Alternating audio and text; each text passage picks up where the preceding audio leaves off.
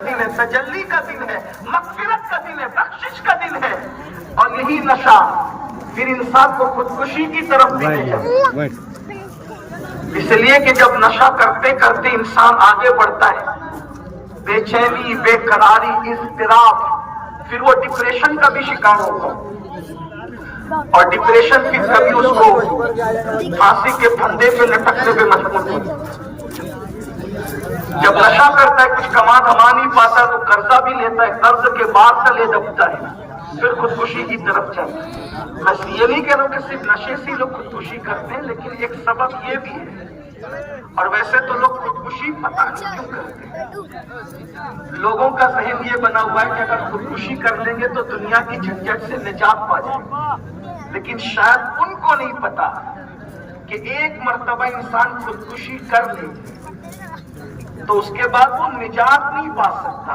اللہ کے رسول صلی اللہ علیہ وآلہ وسلم ارشاد فرماتے، اس نے جس طریقے سے خودکشی کی ہے جہنم میں اسی طریقے سے اس کو بار بار اسی طرح مارا جاتا ہے، پھر زندہ کیا جاتا ہے، پھر مارا جاتا ہے، پھر زندہ کیا جاتا ہے، پھر مارا جاتا ہے، پھر زندہ کیا. یعنی یہ سلسلہ چلتا رہے گا اللہ جب تک چاہے گا. مطلب کیا؟ اگر کسی نے پھانسی لے لی، میری قوم کے جوانوں سے میری گزارش ہے، مایوسیوں کی راہ کے مسافر نہ بنو، حالات سے مقابلہ کرنے کا ظرف اپنے اندر پیدا کرو. کوئی کتنی بڑی مصیبت ہے، مصیبت بڑی نہیں ہے، مصیبت کو دور کرنے والا اللہ بڑا ہے.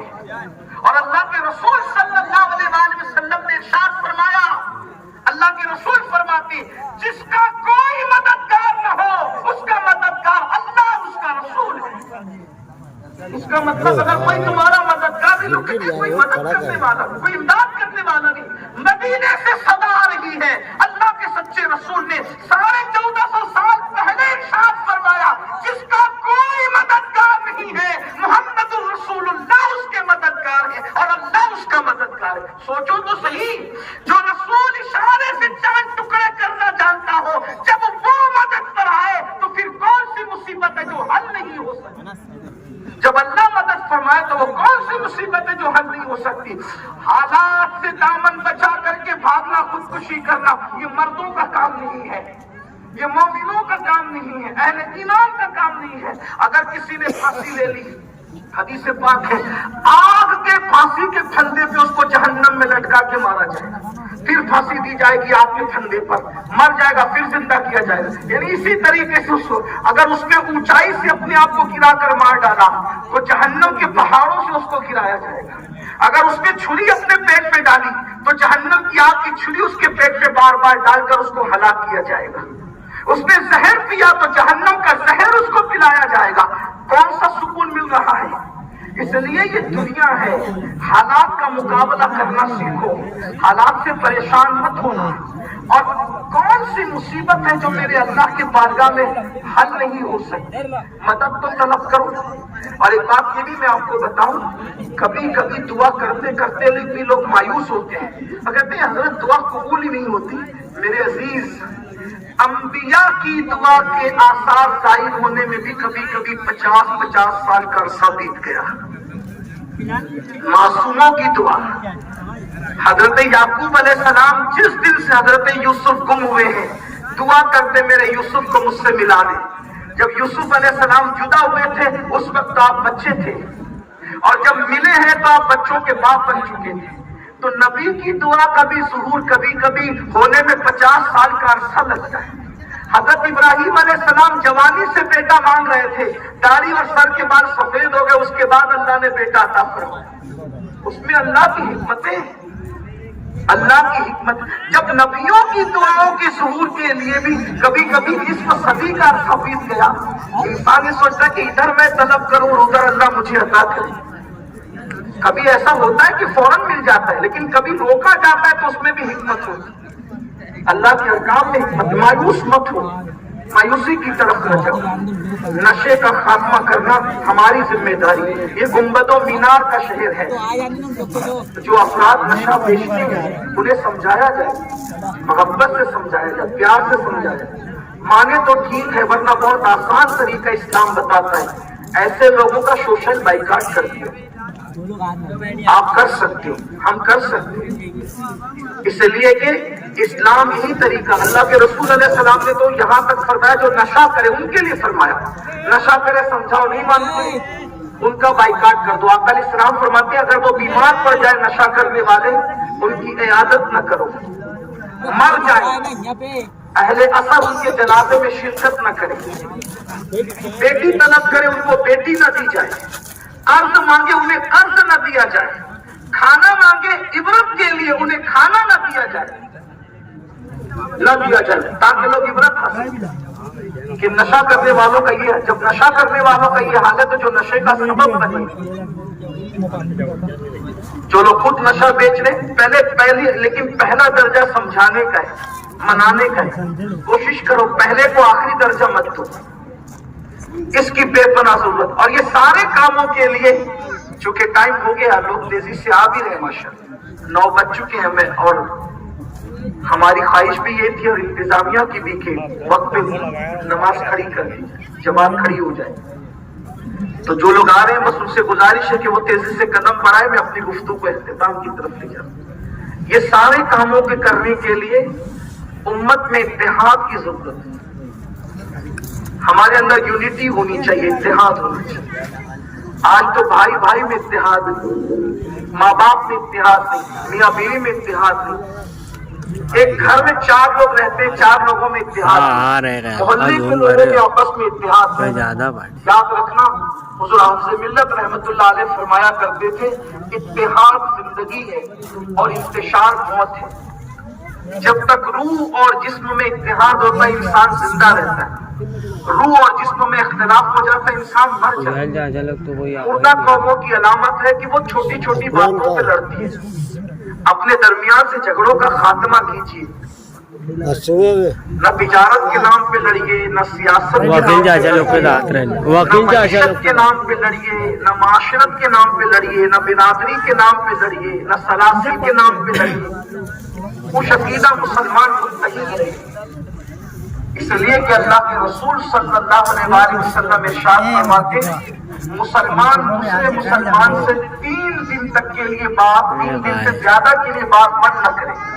اگر 3 دن سے زائد ہو جاتے ہیں بات بند کرنے کے لیے تو اللہ کے رسول علیہ السلام فرماتے اس کے سجدے اور اس کی دعائیں اس کے سر کے اوپر نہیں جاتی۔ اور اگر کوئی 1 سال تک اپنے مسلمان بھائی سے گفتگو بند کر دے، 1 سال تک، تو اللہ کے رسول علیہ السلام فرماتے مسلمان سے 1 سال تک کے بلا عذر شرعی بات بند کرنا اس مسلمان کا خون کرنے کے برابر ہے، گویا کہ اس کا خون کیا آپ نے۔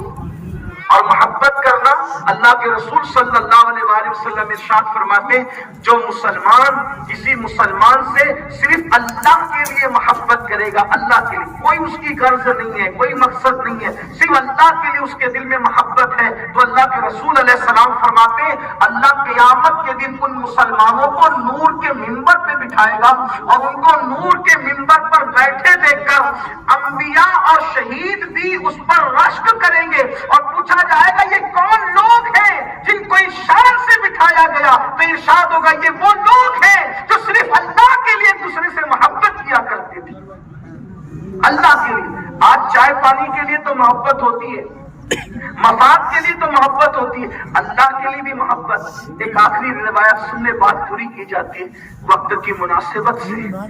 حضرت موسیٰ علیہ السلام سے اللہ نے پوچھا، امام غزالی لکھتے ہیں اللہ نے پوچھا موسیٰ آپ نے میرے لیے کیا کیا؟ تو حضرت موسیٰ نے عرض کیا بطور مفہوم اپنے الفاظ کے جامع میں اس حدیث کا پیش کر رہا ہوں، مولا میں نے نمازیں تو تیرے لیے پڑھی، روزے تو تیرے لیے رکھے، یہ تیرے لیے، یہ تیرے، ساری نیکیاں گنا دی۔ ارشاد ہوتا ہے موسیٰ یہ سب تم نے تو اپنے لیے کیا، میرے لیے کیا کیا وہ بتا۔ تو آپ نے عرض کیا مولا پھر تو ہی بتا دے میں تیرے لیے کیا کروں۔ تو ارشاد ہوا موسیٰ میرے لیے کسی سے محبت کر، یہ عمل خالص میرے لیے، یہ میرے لیے کسی سے محبت کر۔ ایک حدیث پاک میں یہ بھی آیا ہے کہ ایک شخص اپنے گاؤں سے دوسرے گاؤں اپنے مسلمان بھائی سے ملنے جا رہا تھا، کوئی کام نہیں تھا، صرف ملاقات کرنا، اس کو خوش کرنا۔ ملاقات کرنا، اس کو خوش کرنا۔ تو راستے میں ایک فرشتہ ملا، اور فرشتہ ملنے کے بعد اس فرشتے نے کہا کہاں جا رہے ہو؟ کہا میرے اپنے بھائی سے ملنے جا رہا ہوں۔ کام کیا ہے؟ کچھ نہیں، صرف اللہ کے لیے جا رہا ہوں۔ تو کہا سن لو، اللہ فرماتا ہے جو صرف اللہ کے لیے ایک دوسرے سے ملا کرتے ہیں، اللہ فرماتا ہے مجھ پر واجب ہے کہ میں ان کو اپنا محبوب بناؤں، میں ان سے محبت کروں۔ تو آج عید کا دن ہے، دشمنوں سے بھی ملیے اور کوشش کیجئے کہ کوئی مسلمان ہمارا دشمن نہیں ہے۔ آپ لوگوں کی دشمنیاں اپنے دلوں سے نکال دیجئے، اللہ تمہاری دشمنی لوگوں کے دل سے نکال دے۔ سینے صرف مت ملائیے، دل ملائیے۔ یہ آرٹیفیشل طور پر مسکراہٹوں کو دل و دماغ سے ہٹا کر سچی مسکراہٹ اپنے دل و دماغ پر طاری کیجیے۔ یہ ایئر ہوسٹس کی طرح زبردستی مسکرائیے مت، ہمیشہ دل صاف رکھیے۔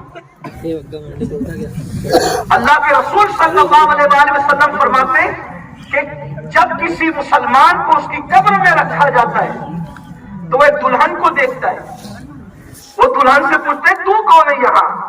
تو کہا تو ایسا کام کرتا تھا جس سے مسلمان خوش ہو جاتے تھے، تو لوگوں کو خوش کرتا تھا، وہی خوشی میں دلہن کی شکل میں آئی ہوں۔ آج تجھے سب نے چھوڑ دیا، تو نے دوسروں کے دل میں خوشی داخل کی، میں تیری قبر میں تجھے خوش کرنے کے لیے آئی ہوں، اور جب تک قیامت نہیں ہو جاتی اس وقت تک میں یہاں موجود رہوں گی۔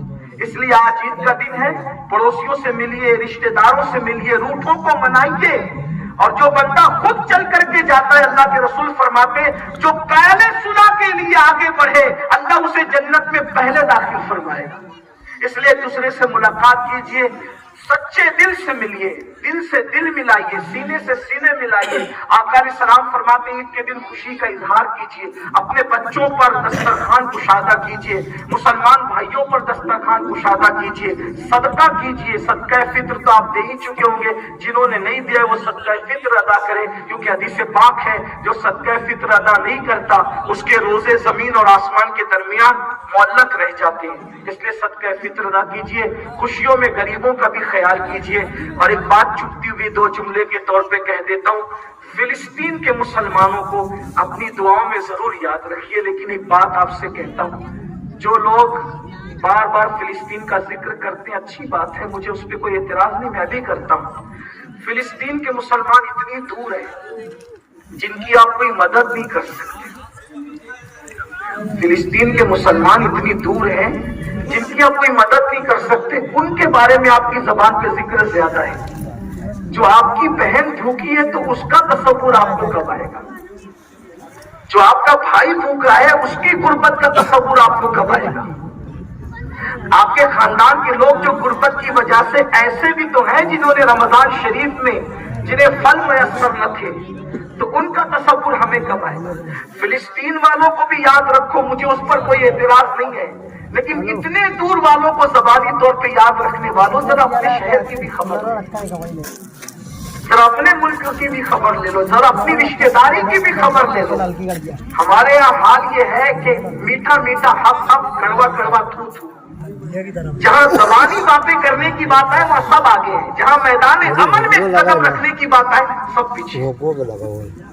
فلسطین کے غریبوں کا خیال ہے، اللہ والوں اگر اللہ نے تمہیں دولت سے نوازا ہے پوری پوری زکات دیانت داری کے ساتھ نکال دو، 10 سال میں پورے ملک ہندوستان کی غربت کا خاتمہ ہو جائے گا۔ نکالو تو صحیح، بھوکوں کا خیال کرو، ہمارے ملک کے مسلمانوں سے بھوک ختم ہو جائے گی۔ لیکن ہم نے صرف باتیں کرنا ہے، بلکہ زکوٰۃ بہت بڑی چیز ہے۔ صرف صدقہ فطر صحیح طور پر صحیح ہاتھوں میں پہنچ جائے، اس ہندوستان سے مسلمانوں سے غربت کا خاتمہ ہو جائے گا۔ کہاں ہے، کیا ہے؟ کوئی نظام نہیں، کوئی سسٹم نہیں، کوئی طریقہ نہیں، ہر آدمی اپنی اپنی اپنی مرضی کے مطابق چل رہا ہے۔ بلکہ الحمدللہ ہم لوگ مدرسے وغیرہ بھی چلاتے ہیں، لیکن میں لوگوں کو یہ بات کہتا ہوں اللہ کی رضا کے لیے کہ اپنی پوری زکات مدرسوں کو نہ دیا کریں، نہ دے پوری زکات اٹھا کر مدرسوں کو، بلکہ اپنی زکات کے، میرا مشورہ ہے، قبول ہو تو پسند کرنا ورنہ یہی چھوڑ دینا، عیدگاہ کے باہر جا کے پوری آمد باندھنا کہ ایسا کہہ دیا میرے القادری۔ یہ مشورہ ہے، چاہو تو قبول کرو، چاہو تو رد کرو۔ اپنی زکات کے 3 حصے کرو، اپنی زکات کے جو بھی زکات نکل 3 حصے کرو. ایک اپنے رشتہ دار جو غریب ہے ان کو دو, ایک عام غریب مسلمانوں کو دو, اور ایک حصہ دین کا کام مدارس وغیرہ میں جو جہاں پھر دے سکتے ہو وہاں دو. اس سے کیا ہوگا؟ دین کا کام بھی چلتا رہے گا, غریبوں کا کام بھی نکلتا رہے گا, اور آپ کے رشتہ داروں کا خیال بھی ہوتا رہے گا. اور یہ بات یاد رکھنا, رشتہ داروں کو زکات دینا, صدقہ دینا دوسروں کو دینے سے زیادہ ثواب ہے, بلکہ ڈبل ثواب ہے, مگر شرط یہ ہے کہ وہ مستحق ہونا چاہیے. میری گزارش ہے, ایک مشورے کے طور پہ میں نے کہا ہے, کوئی حکم نہیں دیا, نہ میری حیثیت کوئی قاضی شرع کی کہ میں آپ کو حکم دوں, میری حیثیت نہیں, میں نے صرف ایک آپ کا خادم ہونے کی حیثیت سے میں نے آپ کو مشورہ دیا ہے. اور صحیح طور پر زکات نکالو, ایک دوسرے کو کیپیبل کرنے کی کوشش کرو. جو حالات پوری دنیا میں بنائے جا رہے ہیں, معاملہ یہ ہے مسلمانوں کو غریب کرو, جاہل کرو, اور آنے والے وقت میں ان کو غلام بنا دو. مسلمانوں کو چاہیے کہ مالدار بننے کی کوشش کریں, محنت کریں حلال کما کر, اور تعلیم پر زور دیں, محنت کریں تعلیم پر, بہت تعلیم پر محنت کریں. کسی کا بھی بچہ جاہل نہ رہنے پائے, ان پڑھ نہ رہنے پائے. 8 گھنٹے کی بجائے 16 گھنٹے محنت کرنی پڑے, محنت کرو, لیکن اپنے بچوں کو اعلیٰ سے اعلیٰ تعلیم دلاؤ. اللہ تعالیٰ ہمیں توفیق بخشے. گفتگو کے درمیان اگر کوئی غلطی ہو تو اللہ پاک معاف فرمائے. استغفر اللہ ربی ان ربی لغفور الرحیم. مختصر میں نماز کا طریقہ سماعت فرمائے. نماز کی نیت کی جاتی ہے پہلے